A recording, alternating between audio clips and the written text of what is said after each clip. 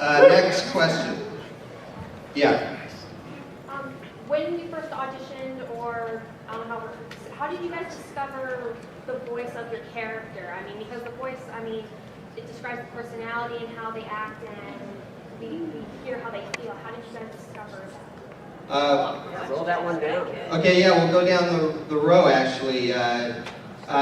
We'll start, the question, in case you couldn't hear in the back, was, as you auditioned or cast in the show, how did you find the voice for your character? We auditioned the regulars. We didn't audition guest cast.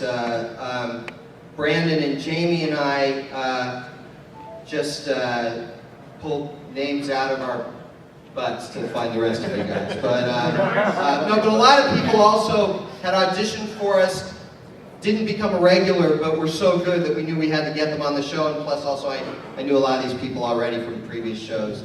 For example, Phil. So why don't you start? Well, we'll just go down the road. I auditioned for Aqualad,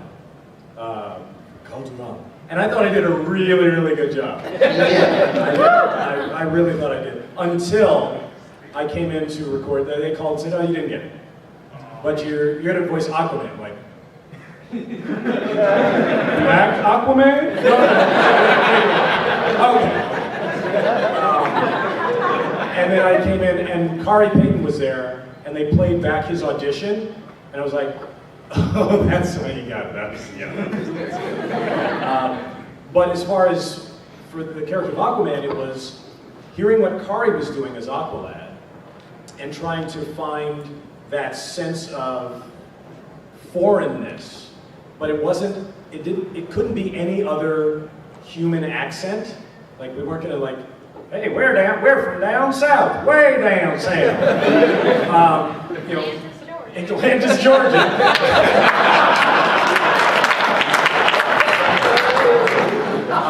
So it was really about listening to Greg and Jamie and listening to what Kari was doing and finding a voice that fit into that world right in between them.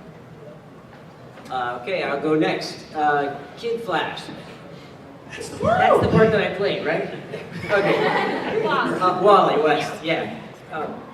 When you first read the lines that you have to say as Wally West, you know, the thing that always comes to mind is douche. And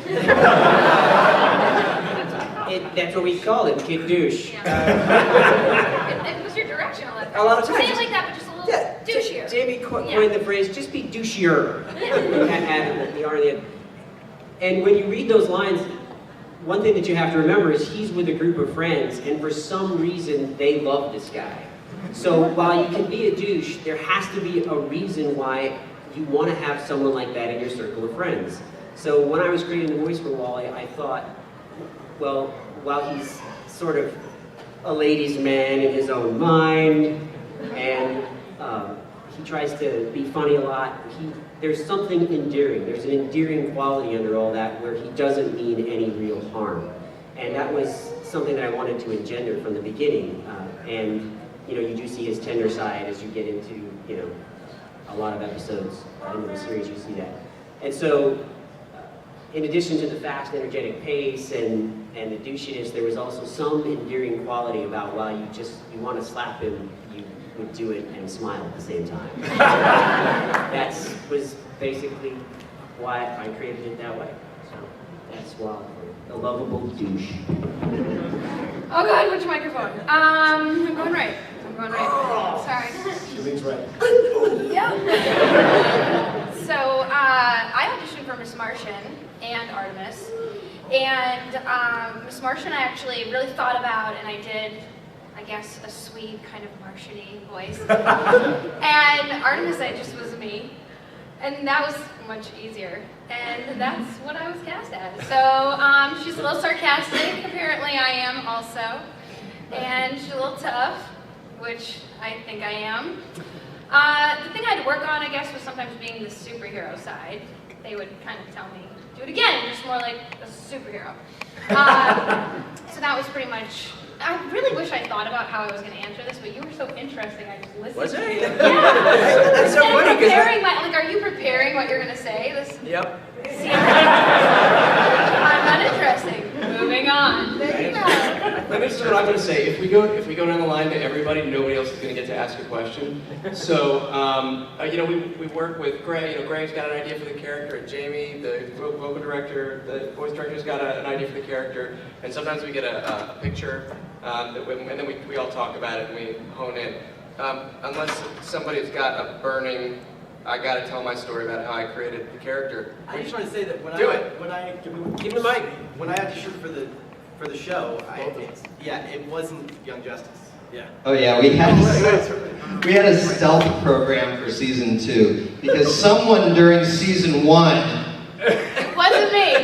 it was totally her, It was. leaked information about the show. So for season 2, I'm so excited.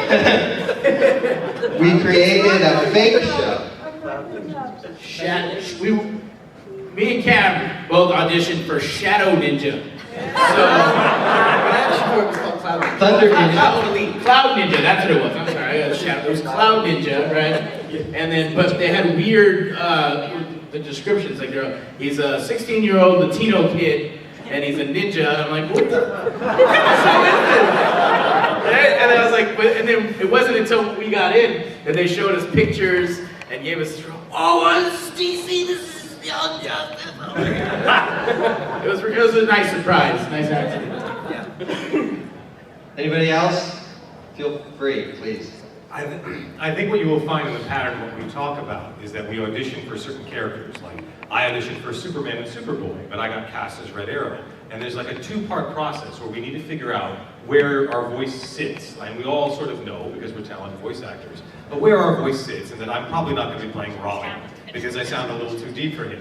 But then what really zeroes in is what Stephanie was saying, I just did myself, right? Invariably what happens is, it's the psychology of the character that we understand the best. That's what we tend to get cast as. So when they cast me as Red Arrow, and he's all, It's the douche.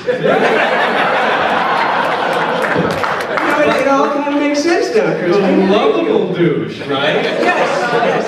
I was trying to push that part. Yeah, because we're all trying to find out in our own way the psychology of the characters. And some of us look at characters, we go, oh, we know how that character thinks, we know what they're about, and it comes out in our read. We don't have to do something or create something with Legos. Like, it's because we understand how the character thinks that we're able to perform it in such a way, because, we're under pressure, we got stuff to get done, and so we need to be able to reach for that psychology of the character and perform it well in the moment, time after time after time.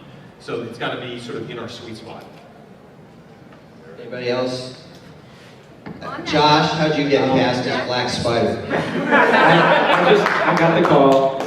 I guess I look like a spider. But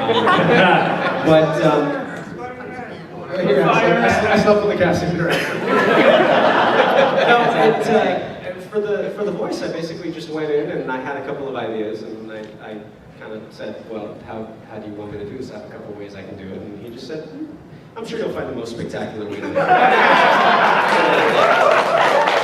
It's not like you were green. Not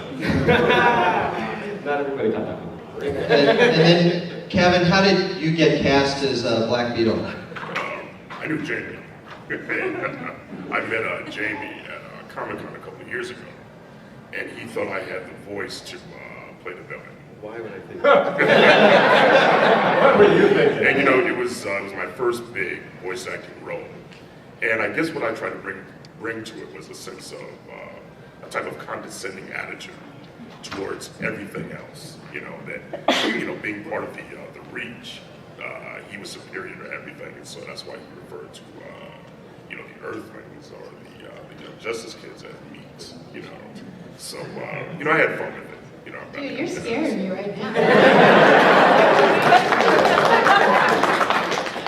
condescension and girth, right? Yeah, I guess you could say that. Not necessarily. Flowers and rainbows. You know what, myself? Anyone else? picked Vanessa to play Black Canary. We had worked together on Spectacular Spider-Man, and I just felt she had the right vibe to play sort of, on the one hand, the sort of maternal aspect that Black Canary has for the team in season 1, but also I knew she could really kick ass as Black Canary, so that's where we went with that. Brandon actually picked Nick out, wanted Nick first for Sportsmaster. Out of the lineup?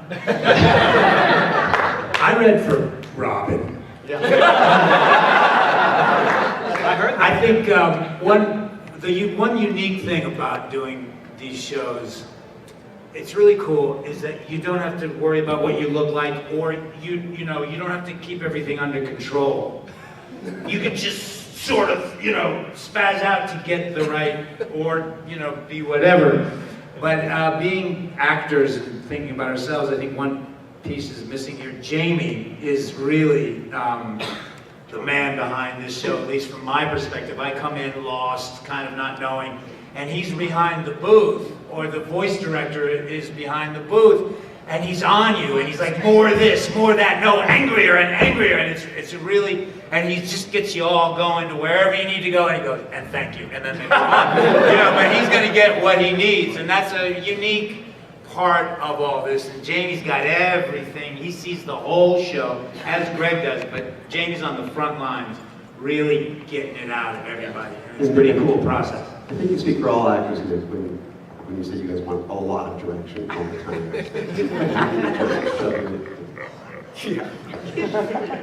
And then there's Nicole and I, who were writers on the show and used our position to... I used to pester Greg. I would audition for everything, and I would call him and leave these auditions for him. I sung the Hello Megan song to him one time. He was singing, his ears bleeding, and he's like, all right, fine, I'll cast you. Just stop sending me these things. Yeah, none of that's true. But Nicole, we just thought she had the right voice for Iris, and then I wanted to play Red Tornado initially. And Brandon wisely decided that I wasn't good enough for that.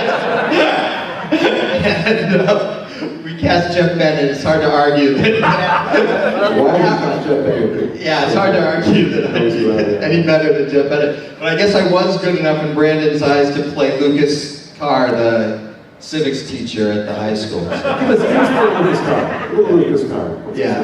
Give us a little bit of that. Lucas Carr. Class, get ready to turn in your assignments. Lucas Carr! And Lucas Carr. You're the writer. I know. You had limited, it's actually written. The writer over here. Just had a